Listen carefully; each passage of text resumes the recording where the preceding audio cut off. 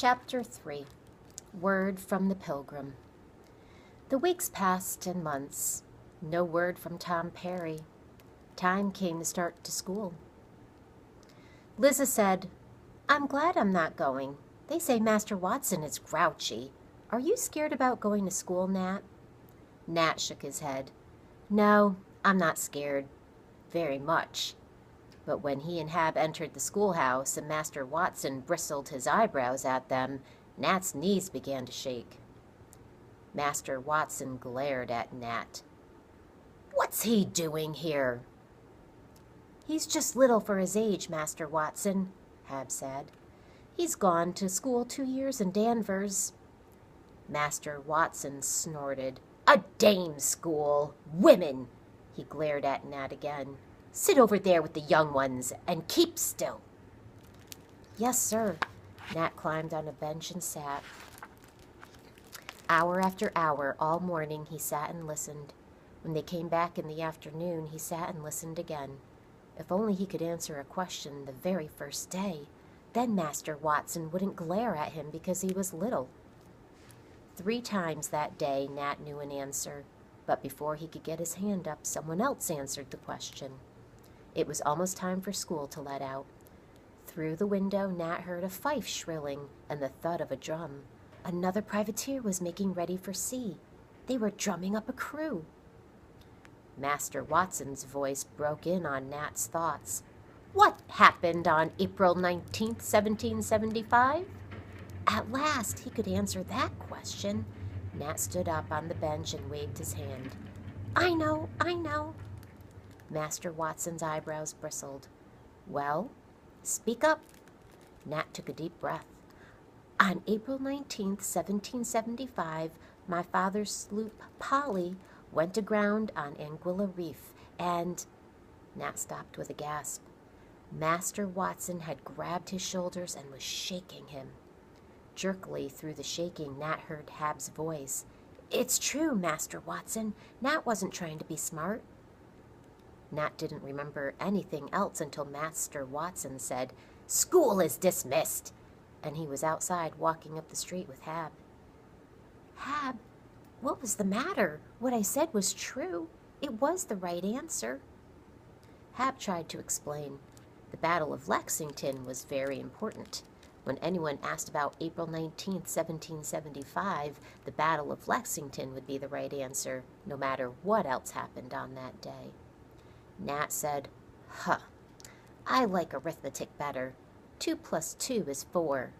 Always. Nobody's going to shake you when you say that." Hab chuckled. "That's it, Nat. You stick to arithmetic. He'll never shake you for that." But Master Watson did not give arithmetic problems to boys Nat's size. Not real ones. Every problem Nat got, he could work in his head. Maybe next year, he thought, I'll get bigger problems, big enough to work on my slate. Maybe next year will be more fun at school. But next year wasn't more fun. Nat had to go to school alone. Hab was 12 now, and he had stopped school to help Father make barrels. Their luck had not changed. One day Nat sighed as he watched Master Watson put a nice long problem on a big boy's slate. He held up his hand. "Please, sir, could I have one of those big problems too?" Master Watson glared. "No, you're too little. I haven't time to bother with you." That night after supper, Father said, "What's the matter, son?" "Master Watson won't give me big problems to work on my slate, just little ones I can do in my head." Father chuckled. "First time I ever heard a boy complain about that. We'll see what we can do." He brought paper and ink to the table and sharpened a quill. He wrote a note and dusted it with sand to dry the ink. "Here you are. How does this sound?" He read. "Master Watson, my son Nat likes arithmetic. Will you please give him bigger problems to work? Your obedient servant, Habakkuk Bowditch." The next day, Master Watson read the note and scowled. He grabbed Nate's slate and pencil. The pencil went squeak, squeak, filling half the slate with a problem. "There! That will keep you busy for a while." Nat hurried to his seat and worked the problem. When he had the answer, he checked it over to be sure it was right. He grinned. The answer came out the same both times.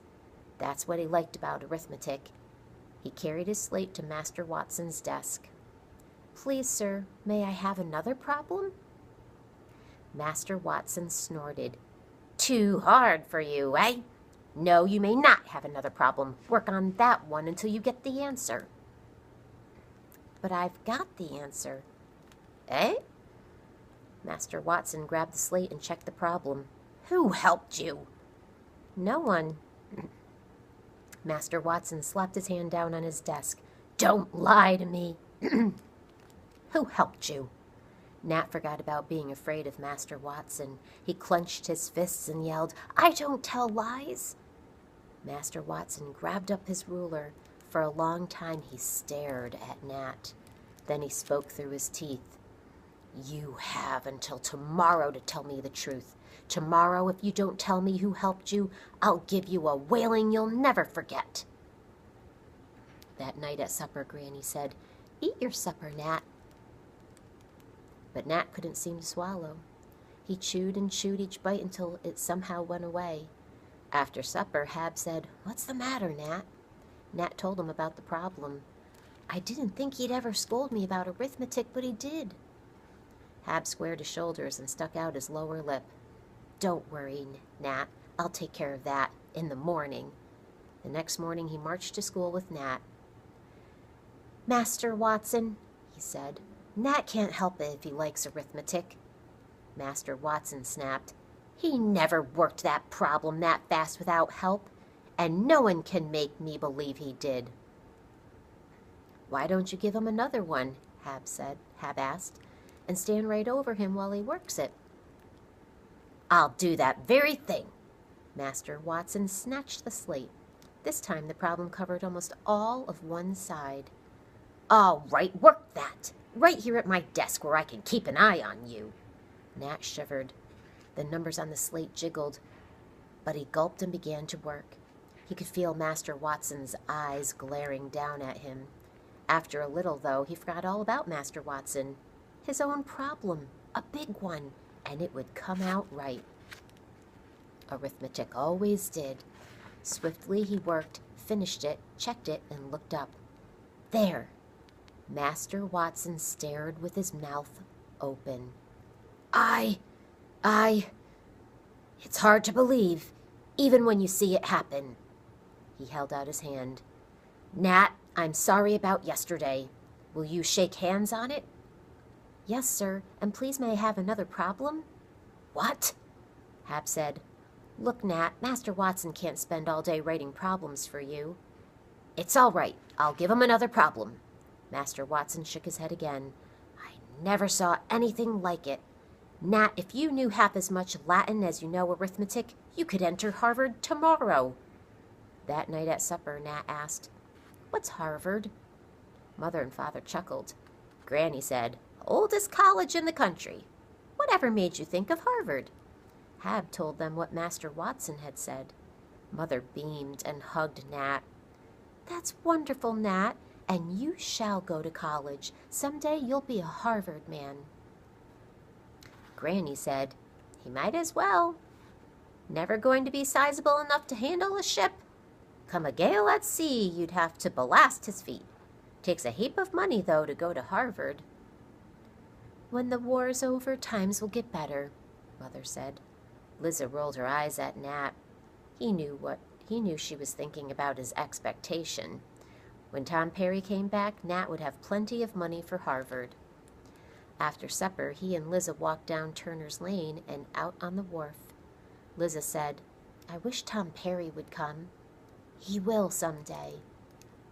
"But, Nat, how will you know where to find him?" "He'll find me," Nat said. "He knows my name." The spring Nat was 8, Granny said, "You know where Dr. Stearns's apothecary shop is, Nat?" Mother said, "Nonsense, dear. I'm all right. We can't afford to lose you." Granny wrote something on a piece of paper and said, "Take this to Dr. Stearns, Nat." Nat felt a cold lump in his stomach. He ran all the way to Dr. Stearns's shop and gave him the paper. "It's medicine for Mother. Please hurry." No cause to worry, Nat. It's just a tonic. Dr. Stearns gave Nat the Salem Gazette. Read this, why don't you, while you wait? Nat looked at the paper. The first thing that caught his eye was the word Pilgrim. He read the advertisement. At Beverly. That copper-bottom, fast-sailing, frigate-built ship, Mars, captured by the Pilgrim, Joseph Robinson, commander, will be sold Wednesday, 11, instant at 10 o'clock. Nat carried the paper to Dr. Stearns. When's 11 instant? 11th of this month. He glanced at the paper. Reading about the auction of the Mars, eh? Did you ever see the auction of a prize ship? No, sir. It's a sale. There's a man they call the auctioneer. He puts everything up for sale. Whoever offers the most money gets whatever the auctioneer is selling right then.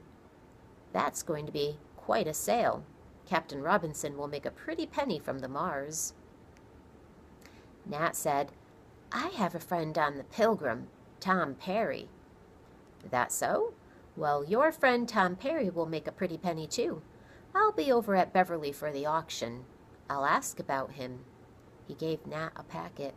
There's the medicine, Nat. The cold lump came back in Nat's stomach. He ran all the way home. He watched anxiously while Mother mixed a dose and took it. Do you feel better now? Much better, dear, Mother smiled. It's nasty enough to make anyone well. Nat sighed with relief and ran to tell Liza about the auction of the Mars. Next week on the 12th, we'll go to Dr. Stearns' shop. He'll have news about Tom Perry. On the afternoon of the 12th, Liza and Nat got the paper from its hiding place and hurried up the street.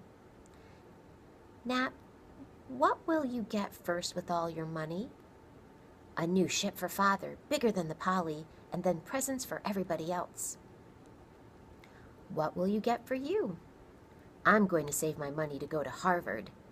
Oh, Nat, Liza smiled and squeezed his hand. Nat smiled too. Did I tell you what Tom Perry called me? He called me mate. When they got to the apothecary shop, Dr. Stearns was busy talking to the Reverend Dr. Prince and Dr. Holyoke. A big stack of books was on the counter, and the men were looking at them. Dr. Holyoke said, You can't tear pages out of these books to wrap your drugs in. The apothecary shrugged. Paper's scarce. But these books are priceless. Dr. Stearns rubbed his chin and smiled. I tell you what. If you want these books, I'll sell them to you for just what I paid for them at the auction, 158 pounds and 10 shillings. In hard money? Dr. Prince asked. No, in continental currency. Dr. Holyoke said, In hard money, not quite 40 pounds. Will you give us a week to raise the money? The apothecary pursed his lips. Well, yes, but I may use a few pages here and there to wrap a few drugs. Dr. Holyoke roared, Don't you dare touch a page. Dr. Stearns laughed and promised. When the men had gone, he said, Well, hello there, Nat and Liza. I didn't see you. Did you find out about my friend Tom Perry? Yes, Nat. He came from behind his counter, upended a box, and sat down. A friend of yours, was he? Yes, sir, a good friend. He called me mate. Then you can be mighty proud of him, Nat. He died a hero. It happened almost a year ago. The Pilgrim's men were boarding an English ship. It was close hand-to-hand fighting. A Britisher leveled a gun at the Pilgrim's first mate. Tom Perry leaped for the man. He caught the gun blast full in his chest. They buried him at sea a hero. Nat's throat ached. His tongue felt dry. He licked his lips. Thank you for finding out for me. Slowly, Nat and Liza went back to Turner's Lane. They walked out on the wharf and stared across the endless empty water.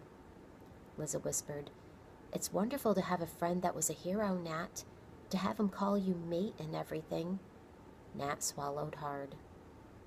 After a little, Liza said, Nat, did you ever hear about what fishermen's people do when a fisherman dies and is buried at sea?